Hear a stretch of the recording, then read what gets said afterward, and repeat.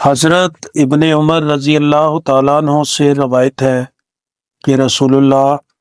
صلی اللہ علیہ وآلہ وسلم نے ایک آدمی کو ڈکار مارتے ہوئے سنا اور فرمایا، اپنا ڈکار کم کر، کیونکہ روز قیامت وہ شخص لوگوں سے بہت دیر تک بھوکا رہے گا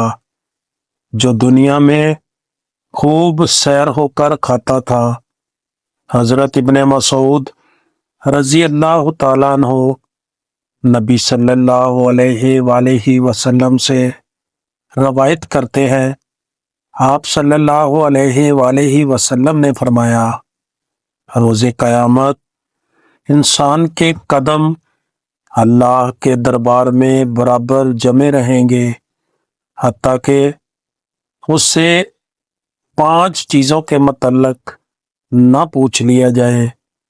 اس کی عمر کے متعلق کہ اس نے اسے کن کاموں میں ختم کیا، اس کی جوانی کے متعلق کہ اس نے اسے کہاں ضائع کیا، اس کے مال کے متعلق کہ اس نے اسے کہاں سے حاصل کیا اور اسے کن مصارف میں خرچ کیا، اور اپنے علم کے مطابق کیا عمل کیا۔